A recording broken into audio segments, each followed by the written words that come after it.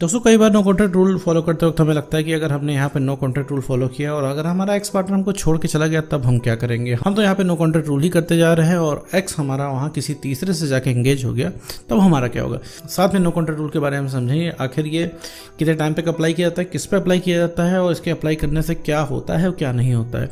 और चलिए बिना वक्त गवाए इस वीडियो को शुरू करते हैं।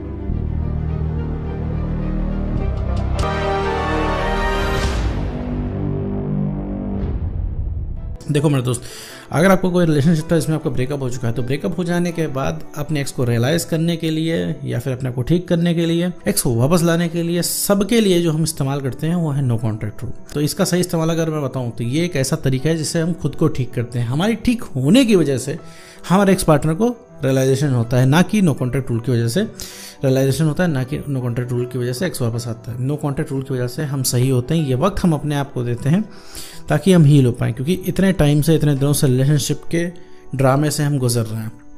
पहले रिलेशनशिप में हम परेशान थे, अब ब्रेकअप में हम परेशान हो गए। पूरा टाइम जो है हमारा रिलेशनशिप के इर्द गिर्द ही घूमा करता है और सारी चीज़ें जो हमारी रिलेशनशिप के आसपास ही भटकती रहती हैं। किसी की लव मैरिज हो रही होती है, आपको लगता है यार हमारा भी एक्स होता, हमारी पार्टनर अगर आज हमारे साथ होता तो हम भी लव मैरिज इतने मज़े से कर रहे होते हैं। आपने कोई लव स्टोरी वाली मूवी देख ली तो आप रिलेट कर ले, तो आपको लगता है हम भी ऐसे ही थे। आप कोई रोमांटिक सॉन्ग सुनते होंगे तो आपको अपने एक्स की याद आती होगी, सैड सॉन्ग सुनते होंगे तो भी एक्स की याद आती होगी। मतलब सब कुछ आप इसी से रिलेट कर लेते हो और कहीं ना कहीं ये चीज़ अपने अंदर निष्कर्ष निकाल लेते हो कि भैया रिलेशनशिप के बिना जो है ज़िंदगी कट नहीं पाएगी और आपको सिर्फ रिलैक्स अगर मिल सकता है, चैन अगर पढ़ सकता है तो एक्स के कॉल टेक्स्ट मैसेज से पढ़ सकता है। और रिलेशनशिप के शुरुआत के वक्त को आप याद कर करके इस चीज़ का अफसोस किया करते हो, मंथन किया करते हो कि आखिर सब कुछ इतना ख़राब कैसे हो गया है। तो वापस आते हैं मुद्दे पे कि भैया अगर हमने यहाँ पे नो कॉन्टैक्ट रूल फॉलो किया, वो इंसान थर्ड पर्सन के साथ इन्वॉल्व हो गया तो क्या करेंगे। देखो मेरे दोस्त, थर्ड पर्सन के साथ इन्वॉल्व हो रहा है कि नहीं हो रहा है इससे तुम्हारा कोई लेना देना नहीं है। अगर वो इंसान थर्ड पर्सन के साथ अभी इन्वॉल्व हो रहा है और तुम नो कॉन्टैक्ट रूल नहीं कर रहे हो तो भी तुम कुछ नहीं कर सकते हो। तो तुम तो बिल्कुल कुछ नहीं बिगाड़ सकते हो। तुम्हारे सामने वो इंसान किसी थर्ड पर्सन को डेट करेगा, तुम क्या कर सकते हो बताओ। अभी मान लो तुमने नो कॉन्टैक्ट रूल फॉलो नहीं किया, तुम क्या करोगे? कुछ नहीं कर सकते हो। तुम हो सकता है उसके ऊपर चिल्लाओगे तभी जब इंसान मौका देगा। तुम उसके सामने कुछ अपनी बातें रखो तभी रख पाओगे जब वो इंसान रखने देगा। वो इंसान तुम्हारी एक भी नहीं सुनता है सारी। तुम अगर उस इंसान को रंगे हाथों भी किसी थर्ड पर्सन के साथ पकड़ लोगे ना तो तुम्हें क्या लगता है वो इंसान झुक जाएगा शर्म के मारे, उसकी नज़रें डाउन हो जाएंगी? नहीं, वो इंसान तुम पे भड़क उठेगा, तुम्हारी गलती दे देगा और तुमसे ही सॉरी बुलवा लेगा वहाँ पे। ठीक है मेरे दोस्त, अब तुम उसे चीटर कहोगे लॉजिकली, वो इंसान तुमको बहुत ही प्यार से कुछ ना कुछ इधर उधर के रीज़न दे देगा। वो इंसान कह देगा सुनो मैंने तुमसे ब्रेकअप कर लिया था, आज से 5 महीने पहले ही रिलेशनशिप में मैं आज आया हूँ या फिर आई हूँ, ठीक है, तो लॉजिकली मैं सिंगल हुई या सिंगल हुआ और ये मैंने रिलेशनशिप कर लिया, इसे चीटिंग नहीं कहते। क्या कर लोगे मेरे दोस्त? तुमने तो अपने साइड से रिलेशनशिप मान रहे हो ना। अगला इंसान बोल देगा मुझसे 5 महीने पहले ही अगर हम ब्रेकअप कर चुके हैं, तुम क्या कर लोगे? तो मेरे दोस्त, नो कॉन्टैक्ट रूल में जब तुम अपने आप को हील करोगे, थोड़ा सा तुम्हें मेंटल क्लैरिटी आएगी, थोड़ा सा तुम्हारा कॉन्फिडेंस बढ़ेगा तो तुम्हें सही गलत समझ में आएगा, तो तुम्हें क्लैरिटी मिलेगी। अभी क्या है, तुम उसकी हंसती हुई फोटो भी देख लोगे तो तुम्हारा दिमाग खराब हो जाएगा। तुम्हें लगेगा यार ये इंसान ऐसा कैसे कर सकता है, हम यहाँ ब्रेकअप से परेशान हुए जा रहे हैं और ये इंसान जो है मज़े कर रहा है, हंस रहा है, जैसे लग रहा है कि ब्रेकअप मेरा ही हुआ है। अच्छा, आमतौर पे आपने क्या है मूवीज़ में देखा होगा कि ब्रेकअप के समय दोनों लोग परेशान रहते हैं। तो मेरे तो दोनों लोग कभी नहीं परेशान रहते हैं, ब्रेकअप सिर्फ एक इंसान करता है। ठीक है, दोनों लोग अगर ब्रेकअप करते तो लोगों के ब्रेकअप ना होते। ठीक है, क्योंकि कुछ ना कुछ करके आप कॉम्प्रोमाइज़ करके आ ही जाते।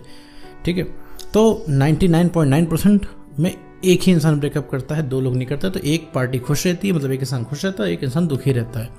जो छोड़ के गया होता है वो मज़े में रहता है क्योंकि भैया उसे आज़ादी मिलती, उसका खुश रहना लाजमी है। भले ही आगे चल के उसको प्रॉब्लम हो जाए लेकिन फ़िलहाल के लिए खुश रहेगा। तुम भले आगे चल के खुश हो जाओ लेकिन अभी क्या है, तुम परेशान रहोगे क्योंकि अभी तुम्हें क्या है, तुम्हें डिमांड आ रही है तुम्हें एक्स की, क्योंकि एक्स से तुम्हें बात करनी है, क्योंकि भैया तुम्हारा पूरा शेड्यूल बिगड़ के रह गया है। क्योंकि जब तुम रिलेशनशिप में थे तो तुम्हारे दिन में पूरा दिन तुम्हारा कैसे गया, तुमसे शेयर करते थे अपने लाइफ का 70% हिस्सा तुमने रिलेशनशिप में एटलीस्ट डेडिकेट कर रखा था। तो ये भयंकर तरीके से जो तुम्हें एक्स छोड़ के चला गया है, तुमको सीधा बोल के चला गया कि देखो भैया अब तुम्हारा अपना देख लो, मैं अपना देख लेता हूँ, हमसे रिलेशनशिप नहीं हो पाएगा एंड ऑल। ये सुन के तुम्हारा फ्यूज़ उड़ जाता है। ठीक है, और तुम्हें एकदम से भयंकर सताने लगता है कि तुम रहोगे कैसे। तुम्हें और किसी चीज़ का डर नहीं है, तुम्हारी बात कैसे होगी, तुम रहोगे कैसे अकेले, बस तुम्हें इस चीज़ का डर सताने लगता है जिसकी वजह से तुम हर पॉइंट पे कॉम्प्रोमाइज़ करते हो। तो मेरे दोस्त, रही बात थर्ड पर्सन की, तो थर्ड पर्सन तो देखो मेरे दोस्त एक एडजस्टमेंट है उस इंसान का। ठीक है, जो इंसान तुमको छोड़ के चला गया वो इंसान उस थर्ड पर्सन को छोड़ने में समय नहीं लगाएगा। अभी भी आज भी सबसे इम्पोर्टेंट तुम ही हो उस इंसान के लिए।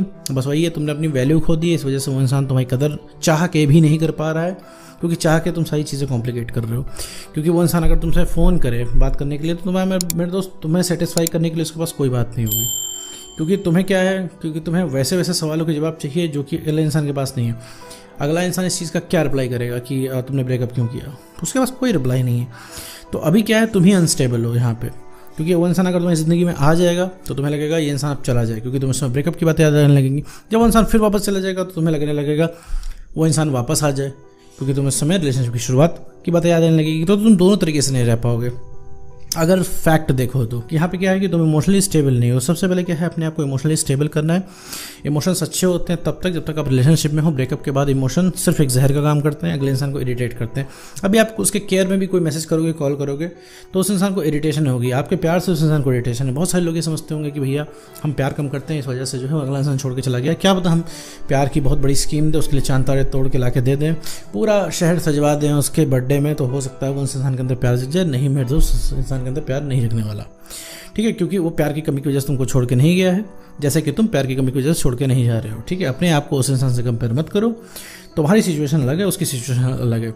उसके इनबॉक्स में तुम्हारे 500 मैसेज रहते हैं, तुम्हारे इनबॉक्स में एक भी मैसेज नहीं रहता है उसका, इस वजह से तुम उसको मिस कर रहे हो। उसके इनबॉक्स में 500 रहते हैं, इस वजह से वो तुम्हें मिस नहीं कर रहा है, क्योंकि तुम उसको हमेशा अवेलेबल हो। उसके दिमाग में क्या बैठा है कि रात के 3 बजे उसका मूड कर गया बात करने का, तो तुमको एक कॉल मिलेगा और तुम फटाक से उठा लोगे।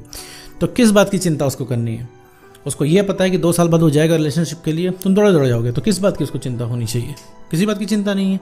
चिंता का पार्ट तो मेरे दोस्त तुम्हारा है ना, क्योंकि तुम्हें यह तक कंफर्म नहीं कि वो इंसान अभी क्या कर रहा है, आगे क्या करेगा, 3rd पर्सन को नहीं ले आएगा, शादी कर रहा है, कि किसी दूसरे रिलेशनशिप में जा रहा है, तुम्हें कुछ नहीं पता, कोई क्लैरिटी नहीं। बस तुम्हें इतना पता है कि वो इंसान तुमसे बात नहीं करना चाहता, तुमसे रिलेशनशिप नहीं रखना चाहता है, ठीक है। मैक्सिमम जितने लोगों के ब्रेकअप होते हैं उनकी बात तक बंद हो जाती है। रीज़न क्या है कि आप लगातार कॉल मैसेज करते हो और वही चीज़ उस इंसान से पूछते हो और वही चीज़ उस इंसान से मांगते हो जो उससे नहीं देनी होती है, वो है रिलेशनशिप।